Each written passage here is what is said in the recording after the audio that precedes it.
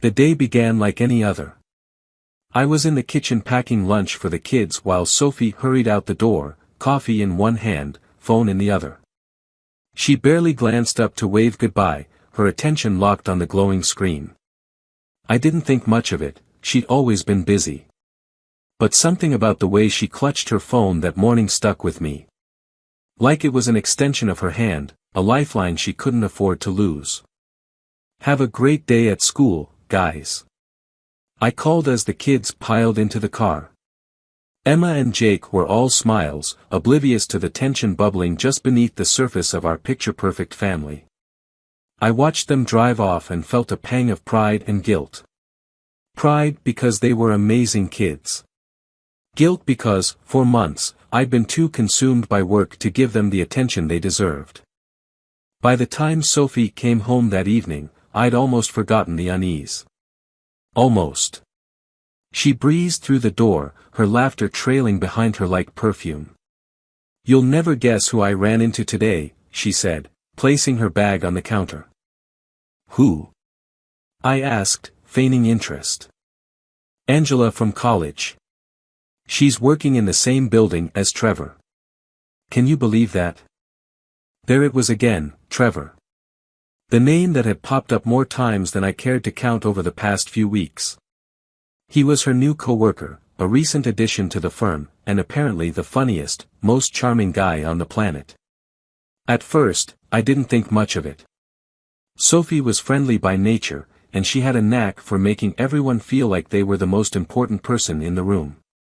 But lately, her stories about Trevor had become a little too frequent. A little too glowing.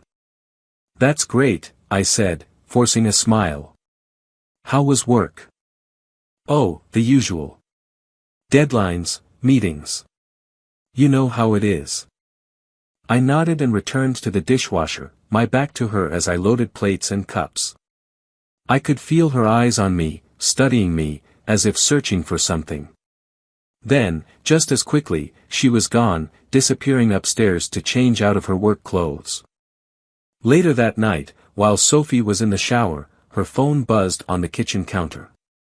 The sound barely registered at first. I was busy finishing up some paperwork for a new project at the office. But when the screen lit up again, my attention shifted.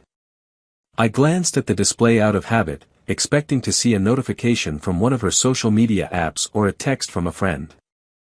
What I saw made my stomach drop. "Counting the minutes, baby. Can't wait to hold you again." The message was from someone named Trevor. For a moment, I just stood there, staring at the screen. My heart hammered against my ribs, each beat louder than the last. This had to be a mistake. Maybe it was a prank or a misunderstanding. But deep down, I knew better. My hands trembled as I reached for her phone, my mind racing with questions I wasn't sure I wanted answered. The lock screen gave way easily. Her birthday was the password, a detail that suddenly felt ironic. What I found inside shattered whatever hope I had left. The messages between Sophie and Trevor weren't just flirtatious. They were explicit. Detailed. Proof of a relationship that went far beyond friendly coworkers. I scrolled through weeks of conversations, each one more damning than the last. Photos from their weekend in Miami. Videos of them laughing in bed. Plans for their next business trip. It was all there, laid out in stark, undeniable detail. When Sophie came downstairs a few minutes later, wrapped in a towel and humming to herself, I was still holding her phone. She stopped short when she saw the look on my face. "Jason? What's wrong?" I held up the phone. "You tell me." Her eyes darted to the screen, and for a split second, I saw it, the flicker of panic, the realization that she'd been caught. But then her face softened, and she plastered on that disarming smile I used to love. "It's not what it looks like," she said quickly. "Then what is it?" My voice was calm, measured, but I could feel the anger bubbling just beneath the surface. "Trevor and I. We're just friends. Those texts are. They're a joke. We were just messing around." "Joking?" I repeated, my grip tightening on the phone. You expect me to believe this is a joke? She opened her mouth to reply, but no words came. For the first time in our marriage, Sophie looked genuinely scared. And in that moment, I knew the truth. There was no misunderstanding, no innocent explanation. My wife, the woman I'd built a life with, had been lying to me. I think you should go, I said quietly, my voice steady despite the chaos swirling inside me. Jason, please. Go, Sophie. She hesitated, her eyes filling with tears. But I didn't waver. Without another word, she turned and walked out the door, leaving me alone with the evidence of her betrayal. The house felt impossibly quiet after she left, as if the walls themselves were holding their breath. I sank onto the couch, her phone still in my hand, and stared at the screen until my vision blurred. This wasn't just a bad dream or a cruel joke. This was my life now, torn apart by a single text message. But as the initial shock wore off, something else began to take its place. Something darker. I wasn't just hurt, I was angry. And I wasn't going to let Sophie, or Trevor, get away with this. Not without consequences. Revenge is a dish best served cold, they say. And I had plenty of time to plan. When Sophie returned the next morning, I was still awake. I hadn't slept. How could I? The texts, the photos, the videos, they replayed in my mind on an endless loop. I couldn't look at her without seeing his hands on her, without hearing her laughter at his jokes, her whispered promises in the dark. She walked in cautiously, carrying her shoes in one hand, like a teenager sneaking back after curfew. Her eyes met mine, and she froze in the doorway. Jason. I thought you'd be at work. I called in, I said, my voice flat.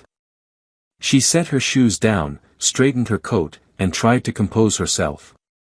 I didn't mean to upset you last night. You didn't upset me, I replied, standing and crossing the room to face her. You betrayed me. Her face crumpled, but I didn't care. The part of me that would have softened, the part that would have held her and told her we'd figure it out, was gone. Jason, I love you. I know how this looks, but it's not what you think. Really? I asked, pulling out her phone. Then tell me what this is. Because from where I'm standing, it looks like you've been sleeping with your coworker. She flinched, her breath hitching as she glanced at the screen. It's complicated, she murmured. No, Sophie, I said, stepping closer. It's not complicated. It's simple. You lied to me. You cheated on me. You threw away 12 years of marriage for what? A fling? It wasn't a fling, she said quietly. Her voice was barely above a whisper, but the words hit me like a freight train. Jason, I didn't mean for it to happen. But it did, I interrupted. And now you're standing here, expecting me to what? Forgive you. Pretend this never happened. Tears spilled down her cheeks, but I felt no sympathy. Not this time.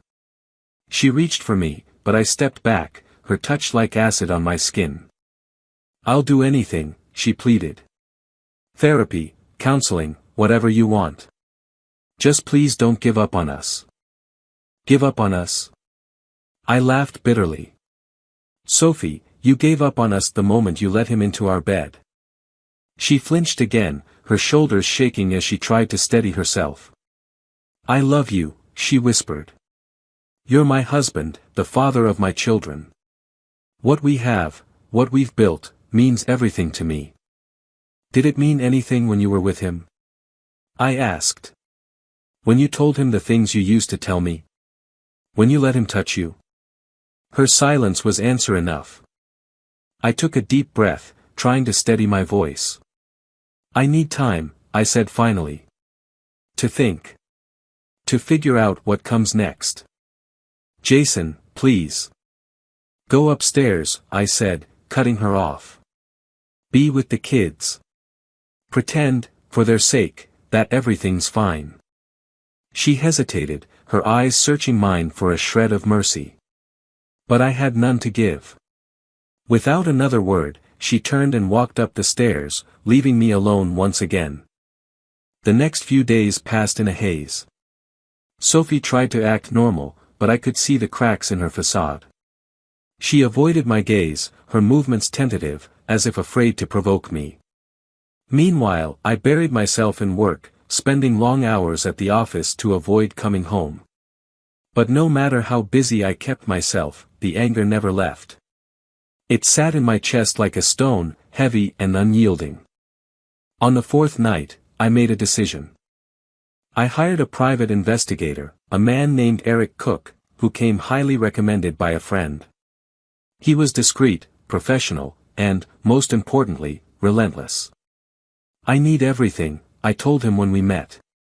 Emails, texts, photos, financial records. I want to know every detail. He nodded, taking notes as I spoke.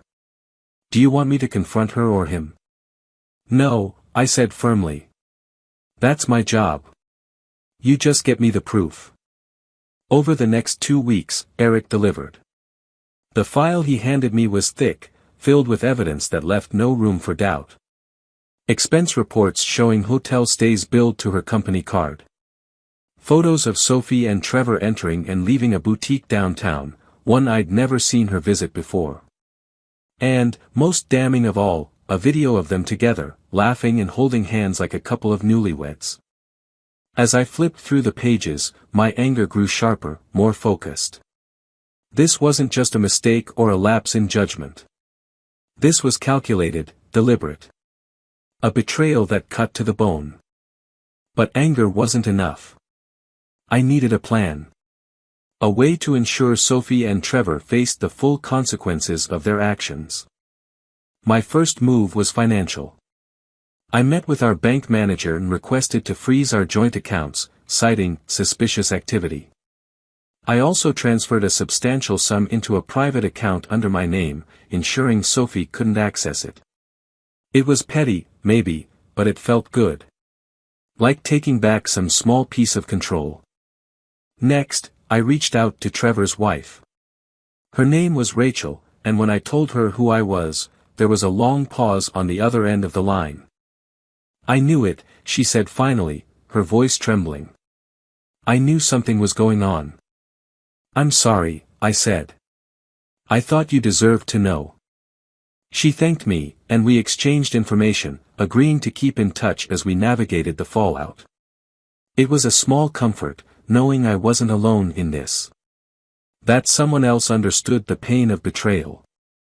By the time I confronted Sophie again, I was ready. Calm. Methodical. She tried to apologize, to justify her actions, but I didn't let her. This wasn't about excuses or apologies. This was about accountability. You did this, I told her. You destroyed our marriage.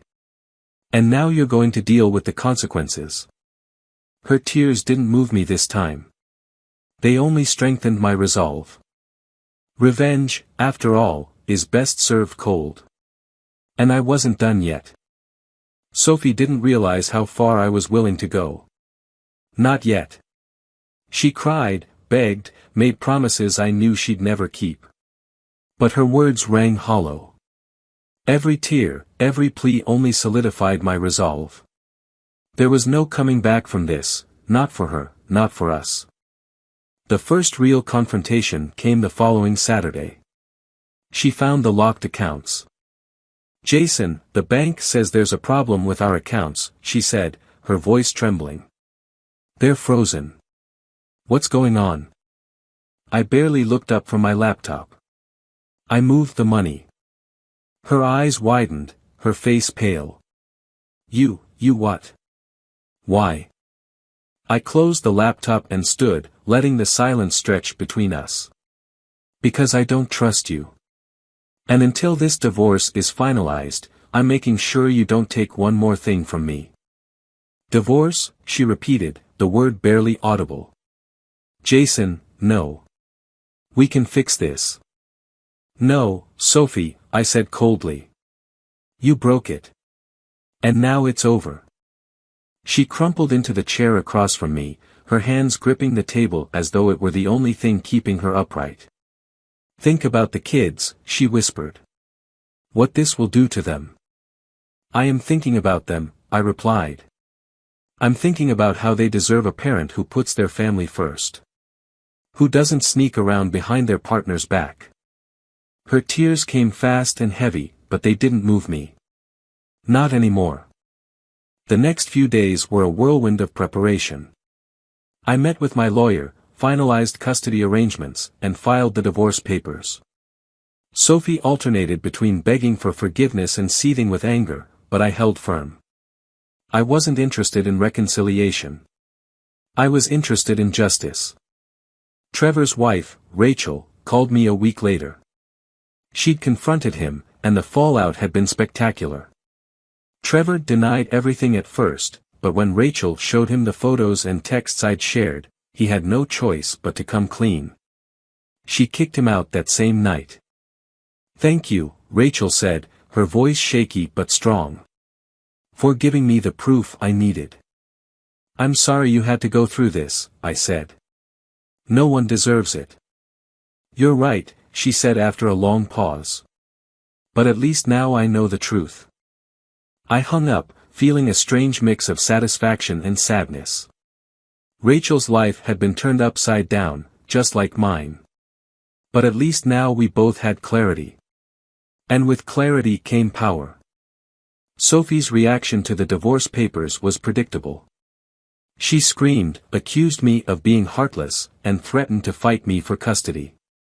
But when she realized I had evidence of her affair, and that I was prepared to use it, her threats turned into pleas. You don't have to do this, she said one night, her voice raw from crying. We can still be a family. I laughed bitterly. A family? You destroyed that the moment you decided Trevor was worth more than the life we built together. It was a mistake, she whispered. I wasn't thinking straight. No, I said. You were thinking exactly straight. You made a choice, Sophie. And now you're going to live with it. The days turned into weeks, and Sophie's defiance gave way to resignation. She signed the divorce papers without a fight, her shoulders slumped and her eyes hollow. But her despair didn't soften me. It only reminded me of the pain she'd caused. As the legal process dragged on, I turned my attention to Trevor. He wasn't going to walk away unscathed. I'd already cost him his marriage, but I wasn't done yet. I started by leaking the affair to their workplace. Anonymously, of course. Within days, rumors spread like wildfire, and HR launched an investigation. Sophie was called in for questioning, and Trevor's once bright career prospects dimmed overnight. When Sophie came home that evening, she was livid.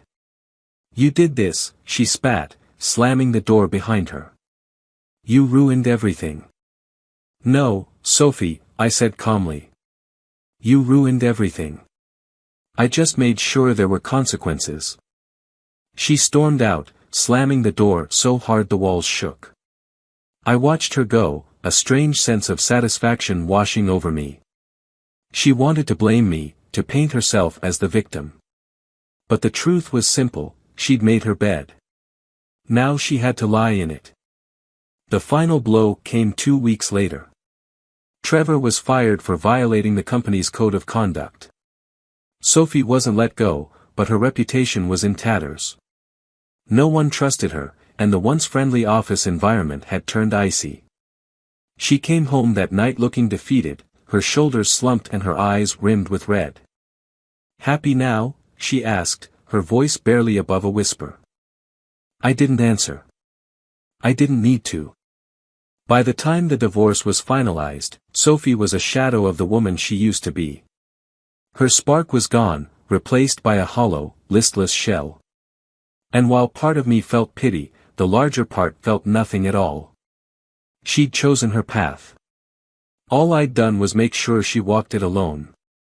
As for me, I focused on rebuilding. On being the kind of father my kids deserved. They didn't know the details of what had happened, only that their mom and I weren't together anymore. But I made a promise to myself that they'd never feel the weight of Sophie's betrayal. They deserved better than that. One night, as I tucked them into bed, Emma looked up at me with wide, innocent eyes. "Are you okay, Daddy?" she asked. I smiled, brushing her hair back from her face. "I'm okay, sweetheart. I promise." And for the first time in months, I meant it. The divorce was finalized on a chilly October morning. The sky was a flat, steel gray, and a light drizzle tapped against the windows of the courthouse as Sophie and I stood before the judge. The proceedings were swift, almost clinical. Custody arrangements were formalized, assets divided, and in less than an hour, our 12 years of marriage were officially over. I walked out of the courthouse feeling a strange mix of relief and emptiness. The anger that had burned so hot for so long had cooled, leaving behind a hollow ache I didn't know how to fill. Sophie avoided my gaze as we exited the building, her face pale and drawn. She looked fragile, like a ghost of the vibrant woman I'd once loved. "Jason," she said softly as we reached the parking lot. Her voice stopped me in my tracks. "I'm sorry." I turned to her, the words cutting through me like a knife. For a moment, I saw the woman I used to know, the one I'd built a life with, the one I'd trusted with everything. But it was too late. "I hope you find whatever it is you're looking for," I said, my voice devoid of anger. "For your sake, and for the kids." She nodded, tears slipping down her cheeks. I didn't stay to watch her leave. Life moved on, as it always does. I threw myself into my work and focused on Emma and Jake, determined to give them the stability they needed. They adjusted quickly, their resilience a constant source of inspiration. We found a new rhythm, one that didn't include Sophie, though her absence was a silent shadow in our lives. Weeks turned into months, and the sharp edges of the betrayal began to dull. I started seeing a therapist, someone to help me process the anger, the grief, the lingering sense of failure. For the first time, I allowed myself to confront the deeper wound Sophie's affair had left behind. One evening, as I was cleaning up after dinner, the phone rang. I wiped my hands on a dish towel and answered, expecting a routine call. Instead, I was met with a trembling voice I barely recognized. It was Sophie. "Jason," she whispered. "I need to talk to you. Please." I sighed, gripping the counter to steady myself. "What is it, Sophie? What do you want?" "It's about the kids," she said, her voice breaking. "Can you come over? It's important." Against my better judgment, I agreed. There was something in her tone, an urgency, a desperation, that I couldn't ignore. I left Emma and Jake with the sitter and drove to Sophie's apartment, my chest tight with apprehension. When she opened the door, I barely recognized her. She was thinner than I remembered, her skin pale and her eyes hollow. The apartment was dimly lit, the air heavy with the scent of stale coffee and neglect. "What's going on?" I asked, stepping inside. "Are the kids okay?" "They're fine," she said quickly, closing the door behind me. "This isn't about them. It's about me." I turned to face her, confusion and frustration bubbling to the surface. "Sophie, if this is some kind of—" "I'm sorry," she interrupted, her voice trembling. "For everything. For what I did to you, to us, to our family. I know I can't fix it, but I need you to know how much I regret it." I didn't know what to say. The anger I'd carried for so long felt distant, replaced by a deep, aching sadness. "Sophie, it's done. You need to move on. We both do." She shook her head, tears streaming down her face. "I've tried. But I can't. I can't live with what I've done. I ruined everything, Jason. I don't deserve to move on." "Sophie, you." "I just wanted to see you," she said, cutting me off. "One last time. The words sent a chill down my spine.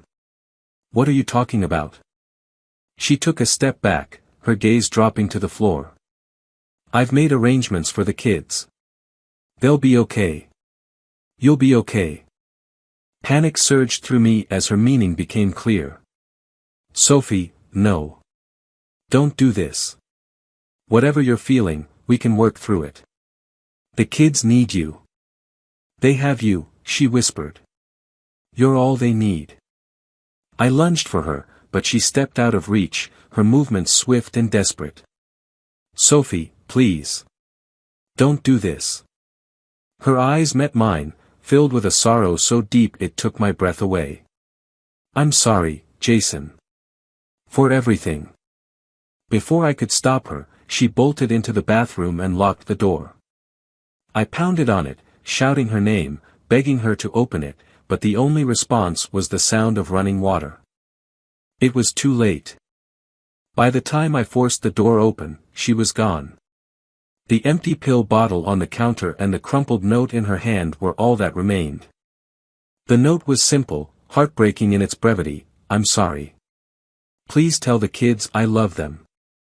I called 911, my hands shaking as I followed the dispatcher's instructions. The paramedics arrived quickly, but there was nothing they could do. Sophie was pronounced dead on the scene. The days that followed were a blur of grief and guilt.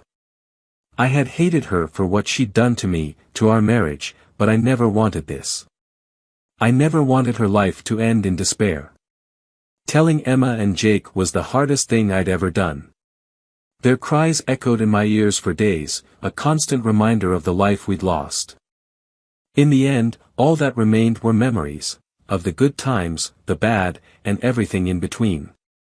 Sophie's betrayal had broken our family, but her death shattered something even deeper. And as I stood at her graveside, the cold wind biting at my skin, I realized that some wounds never heal. Some losses are forever.